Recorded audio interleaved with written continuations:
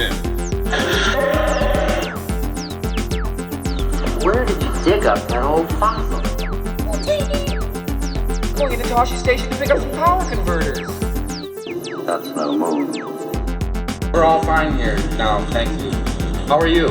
Welcome to the Star Wars Nerds Podcast. I'm Dan Vadewonker. And I'm Kenton Larson. Apologies for not posting last week. We were sidetracked by a long Tim Hortons line. And there was also students in the edit suite when I walked in there.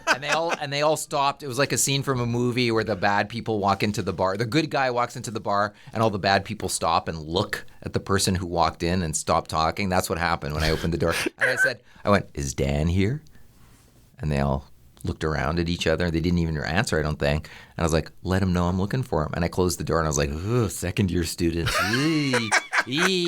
Let me out of here. I escaped there with my life. Okay, and then we got into the long lineup after that. And but I'm glad we had a week to think about Ahsoka. Yeah, I am too. Yeah. You know, we got our final episode last week. I wasn't happy with it. I really I was mad after, and I'm glad we didn't. Would have been angry. I would have been like complaining about the whole time. Not that I'm not going to complain this week, but you know, I have had some time to think about it and realize that it's just a TV show. It's not the end of the world that they didn't do anything with it. Well, I mean, the fact that we do a podcast called Star Wars Nerds because we love Star Wars, and we're kind of ho-hum on that whole thing is a little discouraging, I'd say. I wouldn't say I was ever angry. I was along for the ride the whole time. But yeah, I think a week out from Ahsoka, and I think it's safe to say from the finale, it's not like anybody's still talking about it. Absolutely not. No. It did not. I would say it made very little impact on the larger Star Wars fandom. People accept it because it is Star Wars. The quality is always good, the production quality. Yeah, you know it's going to be quality, good. Top notch. Perfect. Yeah. But it is boring. It didn't really do anything. It didn't give us anything. It didn't add anything to the Star Wars universe. You look at where were we when we started and where were we when we ended, and we just crisscrossed. Right. We crisscrossed our wires. So it's like you could have actually had them at the end go, can you believe that we were stranded in that galaxy and now we're stranded in this one? And that guy was in this galaxy and now he's in that one? Oh, happenstance. Like it was like that. It was like a little too like, well, that's all?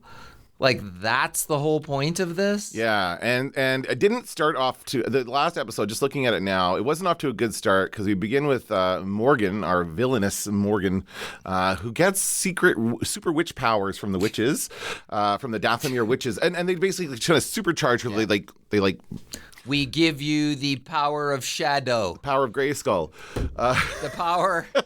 May the Lord's power go with you. The power of Christ compels you. But it's hey, so they do this. They feel the Force. They got it's like Mr. Miyagi. They're like rubbing their hands together. They supercharge her head, and she's got crazy eyes after that. Does that happen in the beginning of the episode? Yes, it's right at the beginning here. That's and amazing. Thrawn's just watching them. He's like sitting there like stone-faced, just watching with no reaction at all. So my question is, after all this, now she has Jedi powers, and she just stays there, by the way. Does she ever go out and use them?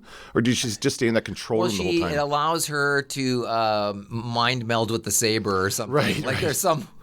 There's a green glow that comes out of the saber now. But the question I have is that those three witches on their own seem pretty powerful. Yeah. Why don't they get involved in this fight? They got to get on that ship. Well, I know.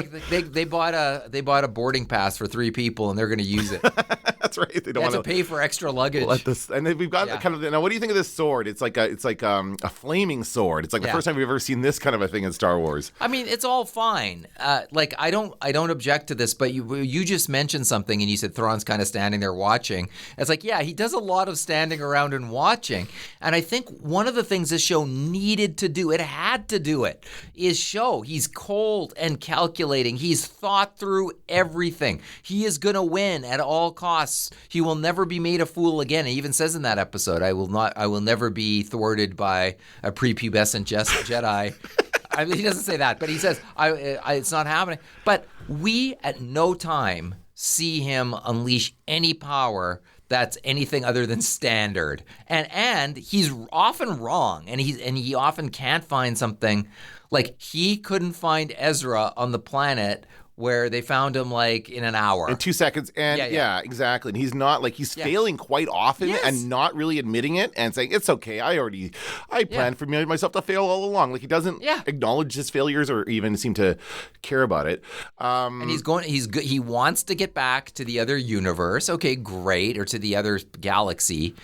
But we have no sense of what he's going to do when he gets there. Yeah. Like, without that, I mean, there's nothing menacing. And he's got one Star Destroyer, as far as we know. Right. So, yeah, great. We don't know what the threat is. Right now, the threat is that he's, I would rather us start at this point. He's just arrived in the main galaxy that it all takes place in. Yeah. How do we stop him? And now, I guess it's going to be season 2, but I just think they're planning out too far, and they're just trying to build this out too much, and they're just stretching this. This is too thin. There wasn't enough substance to the series. So then we cut to Ezra. Now, all of a sudden, Ezra wants a lightsaber. I don't get this. Why didn't he want to use the lightsaber before? See, Ezra's character, similarly to Thrawn's, the backstory doesn't make sense. He doesn't want to use the saber. That should be his personality now. I'm the guy who doesn't use a saber. You don't need a saber. Look at me. Look what I can do without a saber. Right. But yeah, he's building one. But the I don't use a saber, it's like an hour later Indiana Jones is like, actually I like snakes, and he's holding them and he's running around with eels. them. No, eels. Remember them? Yeah. That's right. Actually, I do like them. I was wrong about this. Yeah. Okay. So that is not built out properly. That is a story thread that doesn't work. It was just, I think, created in that moment so that he could throw people around with the Force and that she could have the lightsaber because they only had one, right? And then now he builds his own, and now they all have their own lightsaber. But for a guy who didn't want to use it, and by the way, even when he was throwing people around, it wasn't that impressive. No, he's just like slamming them up against the building of the vehicle. Right? Yeah, it wasn't great. And he's sitting there talking to Hu Yang, and I guess we get a bit of a hint as far as how old Hu Yang is. Like he's been around for a long time, training the Jedi. Does he say? No, he doesn't say long enough to be or blah blah blah, whatever, some kind of thing like that. So they don't really find tens of thousands of years. Yeah, I imagine he's pretty old. Like I think that I wouldn't be surprised to see some kind of a prequel story come out in a comic book or something where we see Hu Yang a long time ago. He's like me going to class and going, I've taught here so long, and this is the biggest bunch of slackers I've ever seen in my life. So that's him. He's like, I have taught. Do you understand? I've taught the world's greatest Jedi, and you're like, you can't even put up a defense to this bear. Like, Baby Yoda kicked my ass, all right? Yes, like right. You guys don't know shit. Yeah, no, he would have trained Baby Yoda, too. Yeah, sure That's pretty cool, yeah. Never thought about that before. So then he gives him the part he needs to fix his lightsaber. He gets it fixed. And then Sabine is watching. I don't remember what Sabine says there, but whatever. Not much happens. No, this is so boring. The story, once again, the setup and payoff to our hero's story, we don't have enough. And even if you watch Rebels, I don't believe you have enough. No, based on what happens in Rebels. And then, of course, we have this. Like, this is the problem. This was Thrawn sends a couple of TIE fighters. Yeah. Like, that's the thing. Like, they found out they know where they are. They're moving very slowly. Like Ahsoka's ship is, like, hovering over the convoy here to make sure everyone's together. And so they know where they are. And so he sends 2 TIE fighters to take care of them. Come on. Why would you send more? Send another couple of troop ships. He's so stingy, and then you realize, the witches can bring them back to life anyway. Yeah. So why be stingy? Yeah. Why not throw everything at them every time? Send them all in. Like it doesn't. I don't understand the. I'm limiting what I can actually do here. And then they have this problem. It feels weird that they have this problem that the ship is like sinking. Like, why can't they just move the things out of the way and let it drop to the ground? The ship is sinking? Well, here, where the ship is like hovering. They got damaged by the TIE fighters, and it's like they have to hold it up with the Force because it's going to crush one of the vehicles. And it seems like a very easy fix to me. Just move this stuff out of the way and let it drop. Like, it's not difficult. I just feel like they're trying to create tension here when there doesn't need to be. Like, the tension should be built into the story. Yeah. Right? Right. And it isn't. It's not built into the story. It's just like, here's another tense situation where they have to get out of being attacked. But the thing about this is it's all, once again, surface level good, right? So I'm watching this on the screen. I'm seeing TIE fighters. I'm seeing, like, they take out the TIE fighters. It's great. It's cool. The little creatures on the ground are cute and cool. Yeah. I like our main characters here, too. That's the other thing. I actually like them. Like, but what's missing is the depth of the backstory. It's just missing, so that we just don't have stakes in this. Yeah, exactly. I just don't care. And yes, the ship crashes again. Now what are we gonna do? Like, it just seems like We're gonna fix it, is what we're gonna do. again. Yeah. It's like they're spending half the series fixing the ship. So it doesn't seem like a great ship to me. I know they spent a lot of time doing that in the original movies with the Millennium Falcon, but it was kind of a joke, and it was funny, and it was always like. It did add, like, I think about the scene where they're escaping Cloud City and the hyperdrive doesn't work, and that's an ongoing bit throughout the entire film. And then finally, R2 saves the day, and that's a great moment in that movie. There's nothing like that here. There's nothing that saves the day. They you know, I don't know. It just seems like them standing around talking a lot, and again, very boring. Yeah. So then they, what do they decide to do? I don't even remember here. So he's you know, and once again, he's going to send the troopers, and the thing that we thought was going to happen on the previous episode happens in this one, and that is undead stormtroopers. Oh yeah, you were right about that. You did call that one. But, yes. Yeah, but I thought it was going to happen earlier, and why couldn't it have happened earlier? No reason. No. They look like they're undead in that armor, so they could have already been undead. And under his control, and that would have been cool. I don't think we needed to watch the witches bring them back to life. I don't think that really added anything to it. And it could have been, it certainly could have been a bigger threat. If they are undead, then they should be able to take, like, there should be way more of them. Yeah. They should, like, what you get is, like, strength in numbers, and it's just a wave of, like, zombies. We might get, like, a little bit of World War Z thing happening, but that's kind of the thing you're looking for with this kind of a threat, right? It's just not, if they just stand there and look badass but don't do anything, then there's no threat to them at all. I thought Thrawn was going to say, I've lured them in by making it look like I've got virtually no army. They're going to get here, and it's going to be a massive army. Yeah. That would have been like a Thrawn. That would have been a move. And no, so we see them now. They have to go and stop them. They're going to the Death Star. I like the way they're hooking up the Death Star to the ring here. It looks kind of cool. Oh, not Death Star. Sorry, the Star Destroyer. Yeah. The Star Destroyer is parked on a giant penis. By the way, I have to point out for people who might not have noticed that. I didn't. I wasn't going to say anything, but that's a penis they parked on. I didn't realize that you needed. How convenient! I didn't know you had to park a Star Destroyer. I thought you could just let it hover there, because we've seen it hover before in other movies. I guess for the sake of getting out of that thing. Yeah. Anyway, they can't beam up and down. I guess that's why Star Trek. They don't have beaming in technology. Star Trek, that's why they invented beaming up. Exactly. Because they just didn't know. They didn't have any penises to park on. Okay. So now they have to get onto the Star Destroyer before it leaves. They have to climb the penis before it goes. And so I guess they have to get to the bottom, and there's an elevator up to the top. I don't remember how they get to the top here. Well, that's where they start going upstairs and fighting stormtroopers the whole way. Yeah. And once again, that, you know, I'm not opposed to that concept. And how about this? Like, they all have force powers. Like, Sabine has not had great force, like, clearly established she's not very good with the force. But she's doing something here. Right, but we haven't seen her move a damn thing. There's Thrawn sitting there doing We haven't nothing. seen her get better at anything. No. And suddenly she has fully formed force powers, which is not also a little bit of a weaker kind of storytelling. Mm-hmm. Yeah, all right, so then they drive. They get into the doors somehow, and they use the force. There's Thrawn sitting still. I think Thrawn moves like 2 inches the entire episode. I don't think he actually moves very much. I just think they needed to make him like a brainiac who has it all figured out, but he doesn't tell anybody. His plan, he puts his plan of attack into action, and we're all thrown by it because he's so much smarter than everybody. Yeah. But his whole plan appears to just be, you're going to raise dead stormtroopers. That's Here's it. That's the whole thing. And then in this scene, so the three of them are inside the penis now, and they're at the base of the. I'm not going to call it the base penis. of the penis. I'm not going to call that anymore. Anyway, they're fighting off. There's stormtroopers coming at them, and they're just like deflecting blaster shots back at them. There's no real sense of danger. Not at all. No. Like, this is exactly the kind of stuff we would see in every other Stormtrooper or Star Wars movie, when they just very easily fight off the Stormtroopers. So these are not a threat at all. And I was very like, this is just lame. I actually thought this was a lame scene, because there's no problem. I would like to see Ahsoka do. I'd like to see her sense of humor come to the fore a little bit more. Like, even when she's fighting. Yeah. Like, I thought there's some opportunities here for. You know, like at the end, she gets into her pose, and that's kind of cool. But so they're all laying on the floor, the stormtroopers. The witches are doing their incantation. Might as well walk away now, guys. Might as well. Like you could probably get up all those stairs, and the stormtroopers are going to come back, and they're going to be so dumb, they're not even going to know where they're supposed to go. Yeah, right? exactly. Yeah. That could have been a funny scene, actually. Well, it could have been, yeah. They could have had some funny dialogue going back and forth and stuff like that. Like, there's a way to do that and make it work. Like, we're going to wake up these stormtroopers. So they ultimately wake up, but they have no idea where they are or what they're supposed to do. That would be an incredible, that would be a lot of fun. I didn't love the green glowing eyes either of the stormtroopers. I just think that's kind of dumb. Like, their eyes are behind the thing. You shouldn't be able to see them. I'm sorry, that's dumb.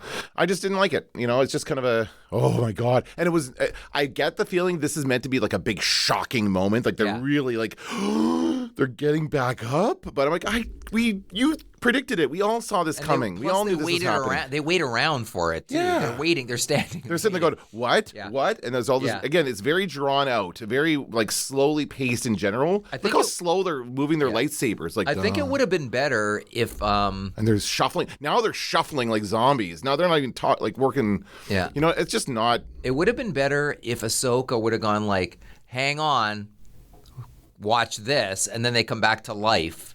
Like... Yeah. Like, so she knows what's going to happen. It's a trick, get an axe. But they don't know what's going to happen. Then it's like it's a little bit better already. Yeah, I get it. Right? Yeah, it's just not, again, no stakes, no danger at all in this, and I was not interested. So I like the idea of undead stormtroopers. Sure, but I don't know. They could have done so much more with it. Then they have to make this impossible jump. Oh, no, now they have these, now that these are different guys. Are these undead guys too, or are these they're dark troopers. Dark There's troopers? Dark troopers. So they're the same guys like that were guarding, what's his name in Rogue One, right? Right. Galen. Not Galen. Galen, but the other guy. The Australian guy. Chancellor. Not Chancellor Gowron. Whitehead. No. Is that whatever his name is? Anyway. Ben Mendelsohn. Ben Mendelsohn. Thank you. Mendo. Anyway, he... Mandalorian. Those are the Dark Troopers. And here's Thrawn sitting around again. And here's the droids. And we're ready to go, sir. Engage. Yeah, but he did. This is where I thought he was going to unleash the giant surprise that never comes. It's like, and they're just going to take off right from there. The oh my God, we got to go. And so they start taking off, and then they have to make this jump. And I'm like, oh, and they grab each other and throw each other across. I like the idea that you can double up force powers, but she has had precious little force power. She has had no force power. Yeah, exactly. So is that what you're going to go all in on to make your jump? Like, you're going to go in... Well, untested force powers, exactly. You can do it. It's like, why? I don't know. Like, no, you can't do it. And in fact, if that were me standing there, he would have fallen to his death. That's right. Because I have no force power. Right. And so now we get Ahsoka and Morgan fighting, and that's a good fight. Yeah, I mean, it is. This is the better of the fights. Yeah, I would say so. It's a good, nice moves in this. Is that a stunt person, or is this person actually... martial artist? Oh, the actor? I think they are, actually. This actor, I believe, is, I don't remember her name, but she's been in other films. She's very good, yeah. I think she's done other stuff like martial arts films in Asia. Oh, cool. So yeah, you can tell. I mean, when you're watching the scene, it's like they raise it up a notch. Yeah, and I think they want this to be a big fight between them. Now, of course, Sabine, I don't get this. It just...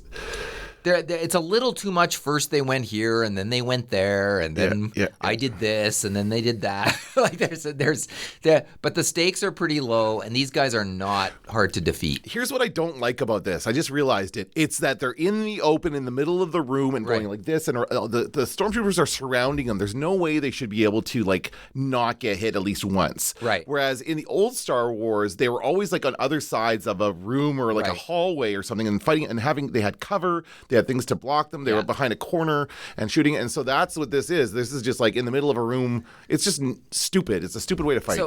So she kills her. Yep. Ahsoka kills Morgan Fairchild. One of the Olsen twins. I can't remember. And she falls down. And I kept thinking, why doesn't Thrawn just shoot down at them, and he finally comes to that conclusion now, but he's made it clear he doesn't care if anybody lives down there, so why wouldn't he have fired down there already? Yeah. And just flatten the hell out of them. Because we need the movie to happen. Yeah, he would have made it impossible. Now I like Ezra on the bridge of the ship, but I was like, take this out before it jumps to hyperspace. Like he doesn't. You've already taken Thrawn out once.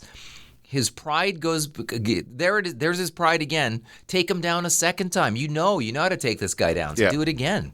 Yeah, I agree. I just think it's, and then we have Ezra kind of doing the old stormtrooper armor bit where he hides. Shouldn't the Mandalorian outfit have a jetpack on it? Like, that's the other thing. That's right. Yeah, Sabine should have a jetpack. That could have solved a lot of problems. Well, and yeah, they're very inconsistent about when she wears the helmet or not. She doesn't. She only wears the helmet when she doesn't have any lines, I think.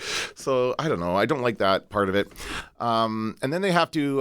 So now Ezra's on the Star Destroyer. They're running to catch it. They're not going to make it. And so Sabine and Ahsoka get stuck there. And there's oh no! Look at those. Oh yeah, we know what's going to happen already. Yeah, of course. It's a trope. Yeah, well, it's like Back to the Future did this the first time, right? Yeah, jump off the cliff and there's a ship there, and they can just sit there and block their blasters, and it's just no threat at all. So again, no stakes in this either. Yeah. And I knew that Hu Yang was going to come up and help save them. He could have blown them out of the sky 100 times over, by the way. Exactly. Was he just hovering there waiting? No, he just arrived just in time, just as they were able to escape. So they get away, but they are not able to... now, and I notice also they do not get destroyed by the wake of the ship this time. Like the last ones did. The last one destroyed like 3 or 4 different ships, and this doesn't destroy the one ship that is sitting there. And I also thought that they're racing to get close to it, so I thought they had a plan here. Yeah. Where they said they pull a Millennium Falcon and they park on it. Yeah. That's what I thought too. That would be smart. Why wouldn't that work? But I would assume it would. Yep. But once again, it's just. Like, of all the different eventualities that we could see unfold here, the one that happens is the least interesting. Yeah, very much so. You know? The bad guy got away with basically nothing, no ill effects of whatever, just lost some stormtroopers, and they're stuck. So I get, like, maybe they're trying to end it on a down note, like the way they ended Empire, but and there's going to be a next chapter. But it's not like Empire in that we're not chomping at the bit to find out what happens next, because the story threads that are hanging aren't that interesting. Well, and we don't have any idea of what to expect when Thrawn arrives in. You're right. We don't know because we have very little. They didn't do any work building up what's happening. Like, they hinted at it with that whole thing at the beginning with, like, that factory that was like an empire, and that guy like, long live the empire, and they hinted at something interesting there, like this under people who are still loyal to the empire who are working in this new world. I would imagine that's who Thrawn's going to contact. They're embedded all over the place, right? And even Andor. Yes, that's right. Some degree of that. Yep. So it's like, okay, we know kind of there's this shadow group. Yes. That is going to work and try and bring the Empire back. So I imagine Thrawn could get in touch with them, but I would be more interested in seeing that and how he works with them to come back. Yeah. And I wish that, again, I would say as soon as we got, like, as ironic as this is, because I know we complained about the first few episodes, but I feel like as soon as we got to this side of the galaxy, it got more boring. Well, other than the Anakin stuff, whenever that happened. Just everything became too easy. Yes, exactly. When we got to the other galaxy. Yes. And it would have been fascinating if they showed up in some weirdo, like mind-bending anything. It could have been anything. It could have been like 2001 where you're like, what the hell am I looking at? It could have been that. But all we really know is one planet. Like, how many, like, could we do a reading? Could we go, there's 100 planets in the solar system? There's a whole other galaxy of civilizations out there, just like the Star Wars one, but different. Like, there could have been so much more to that. Now, I think we're getting to a place where we start to hint at that here at the very, very, very end. And that this would have probably been something that would have been cool to introduce earlier, and that's where we see our friend Balin.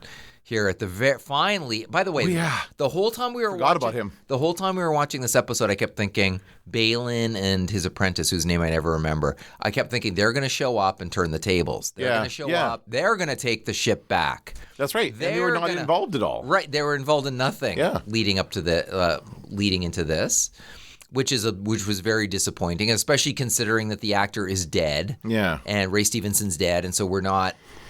Like, who knows? Maybe we'll never come back to what his character is up to. I find that hard to believe. Well, they left it fairly open-ended, and they certainly implied that he was going to be doing something else next season. Like, I didn't get the feeling that I don't know. Well, but he's going back to the origin of the Force, right? So here's his apprentice. Yeah. And I first thought she was going to slaughter this group of, it's the bandits that we saw earlier. Yeah.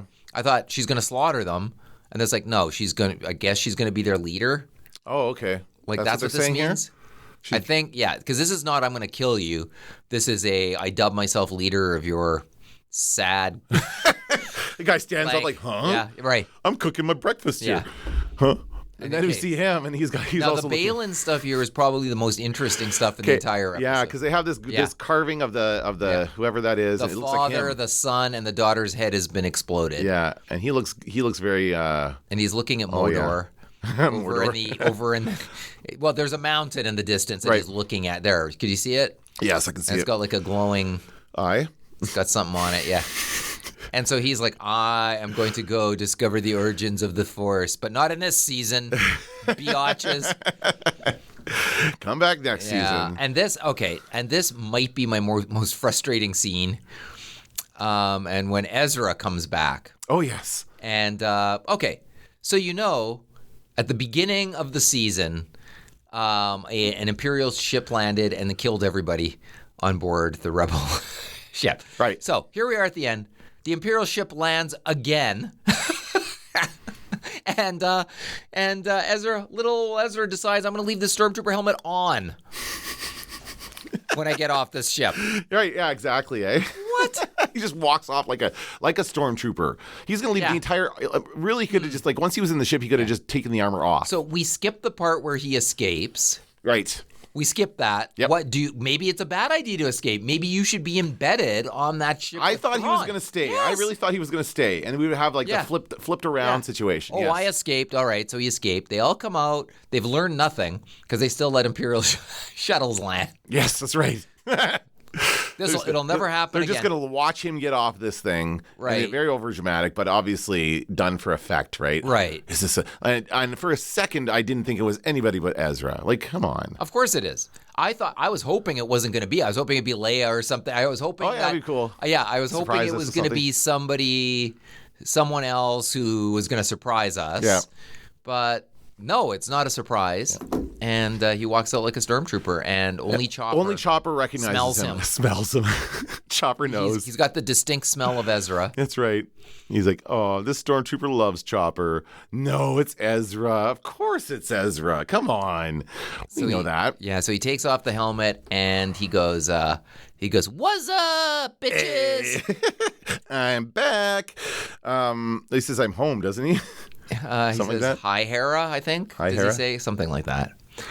And it's all kind of underwhelming. Yep. Not really something I care about. Now, one thing I wanted to mention here is that I did not know that in this, Hera is played by Mary Elizabeth Winstead. Yeah. I did not know who that was. I know who that is, but I didn't know she's married to Ewan McGregor. Yeah. Didn't know who that's. She's in Ramona Flowers from Scott Pilgrim. Yeah. She was in, I think it was Fargo with Ewan McGregor. That's how they met. But I didn't recognize her under the makeup and the head tails. I didn't realize that was her. Completely unrecognizable to me. And we end with our money shot here with where Ghost Anakin is. Oh yeah. So now we're kind of leads me to believe that she's going to be here, and Ghost Anakin is going to be training her, maybe helping with Sabine. Lead her to the origin of the Force where Balin is. Maybe. Right. Yes. Yeah. So now we have we have two different stories happening. We have them stuck on the one side of the galaxy with Balin, and then we have Ezra and the rebels back. So almost like they're going to be those guys against Thrawn, and then this one happening on this side. But I just don't see the point. Why can't we all just be happen? Why can't it all happen in the regular galaxy? Why did we even have to come over here? What was the point of all He of could it? have just shown up and we... Right. It just seemed like a waste of time for all. They introduce a lot of elements and none of it stays. I don't know. And why wouldn't he be interested in the origin of the Force or that mountain or whatever? Like he doesn't even know. It's not even on his radar. Like what was there to do over there anyway? And Not there much. was no real reference to Heir to the Empire, to the elements from the book. They used that line to tease us in the trailer, but really it has nothing to do with this. They just took the character of Thrawn from that book and are doing nothing with him, apparently. He's very boring. They should. Well, he should. It's okay if he's boring. If he's also like a psychopath who's calculating and has it all figured out before you do, it can be Right. really scary. But he is not. He hasn't. It's not materialized. If anything, he's learned nothing. Yeah, Because he's like, I'll never have that kid thwart me again. And the kid stowed away on his ship a second time. Yeah, exactly. Like, I don't know. I'm not sure. But I once again, I'm happy to see Hayden Christensen one more time, but I don't know. It was a real, like, to me, the big danger of this episode is Star Wars becomes Marvel, where everything's a teaser for something else. That's right. That's what, and I think that's what this is. I don't want that. I don't want that for Star Wars. No, because Star Wars never, like, I think they tried for a minute to pump out the content when Solo came out, and then that failed, so they backed off. And I really do think that was the reason that Solo failed. I don't think it was because it was whatever they said. Most people didn't even know that movie came out. Exactly, right. It was stealth. It was too soon after the last Star Wars movie. People didn't understand it. And even Rogue One was also a bit confusing. People just didn't get it, and they didn't know that that's how you could watch Star Wars. But now we have all these other ways of watching it, and it's like, you have to kind of need to be consistent with this stuff, right? It's just not consistent. It feels like they are setting up stuff, but it's not fun to watch the setup, you know? It's just, you want to watch the meaningful stuff, the stuff that actually matters to the story, and it just felt like nothing here mattered. It might very well lead to something great, and that's good, and it is very promising what it could lead to. Or it's not. Or we see something that's just more teaser. I just think if this had been 40 years ago, this would have been one movie, 2 hours, and we would have been done with it. Now, instead, we got 8 episodes of this we have to slog through. Now we're going to get a second season of 8 episodes. Well, by definition, anything that comes after this will be more interesting because the setup really took its time. Oh, sure. I hope so. I really hope the second season's better. It took its time without laying the backstory down. And I think that's the missed opportunity. And they skipped a lot of times they referred to backstory without actually showing it to us. And I think like a lot of the stuff with Hera with Ahsoka and Sabine and that kind of stuff, like I would have loved to have seen that. I would have loved to have seen something with Ezra and Thrawn on that planet, like Ezra thwarting Thrawn or something like that. That would have been interesting. Like just more of the, too much stuff happens off screen. Like Thrawn is this guy who's figured it all out. He's one step ahead of everybody, but except Ezra. Yes. And Ezra constantly thwarts him, and because he just comes from a different place in his thoughts. I love that idea. It could be great, but once again, that's not really built into anything. It's just like Thrawn hasn't learned. Yeah. It's like our key takeaway. And then Ezra, I don't use a lightsaber, except I'm building one now. Yeah. And, I just think that, like, it's those character things that if they got those down, this could be fascinating, this plot. Mm-hmm. But it's just something, I don't know. It's like they rushed it or something. Yeah. Oh, they probably did. Not the production. The production's great, but they rushed. They rushed the writing. In terms of story, maybe there isn't. I mean, hey, look, it takes a long time to write a great story, and you have to go back and edit and write and edit, and you got to strike while the iron's hot. And so I get it. I get that they have to push this stuff out. But it's like you could just assemble the pieces. I wish somebody would assemble this into an hour-and-a-half movie. Yeah, I think it'd be good. I bet you that would be cut it all like they did with the what's his name did Topher Grace did with the first trilogy or the prequel trilogy. Yeah, just cut it down to the good stuff, and you could probably get a good movie out of it for sure. I think you could. Yep. And there's good slow stuff and good fast stuff that you could edit together. Yep. And I love the way the series started on the ship and stuff. I love Carson. Carson is always great to see. Yeah, his involvement was absolutely. great. Absolutely. So, and we did get one fantastic episode, which is the World Between Worlds episode. Yeah, that was really good. Well, yes, I'm so happy that we got that episode, but everything around it, so we got one great episode, 2 fine episodes, and then some not great episodes. That's really so. Out of 8, we had probably 3 that were. And that's not good. Solid. That's not good enough. It's a little low. Yep, I agree. Yeah. But we'll see what happens next. What's the next one coming out? Do you know? It's probably Skeleton Crew. Okay. In the new year. Okay. Well, we'll see how that one is. But in the meantime, we'll keep watching other stuff and talking about Star Wars. I hope Skeleton Crew. It might take us back. It runs at the same time as Mandalorian and Ahsoka, so it might take us back to this galaxy, and maybe that's what they're planning to do. Well, but again, it's the Marvel problem. Too many different things going on, and none of it is engaging on its own. Right. And it doesn't really work well together either. Anyway, I think they are trying to do that, and I think that is the problem. So it's like doing a movie about Rubik's Cube and doing the color red in the first movie. Yes. And then doing the color green, and then doing whatever, color yellow. Yes, and by the time you get to the end, you get the full cube. Don't worry, we're going to shuffle this coming soon. Like the Rubik's Cube will get shuffled, but you got to sit through whatever. How many sides are there to a Rubik's Cube? 6? Is it a 6-sided cube? I don't even know how many sides in a Rubik's Cube. I don't know. Anyway, okay. Well, let's end it there. Let's how many sides on a Rubik's Cube is the question. I of the just day. exposed myself for not knowing math. That's going to do it for this episode of the Star Wars Nerds. I'm Dan Vanabunker. I'm Kenton Larson. Don't let the Force hit you in the ass. Dig up that old fossil. I'm taking an awful risk, Vader.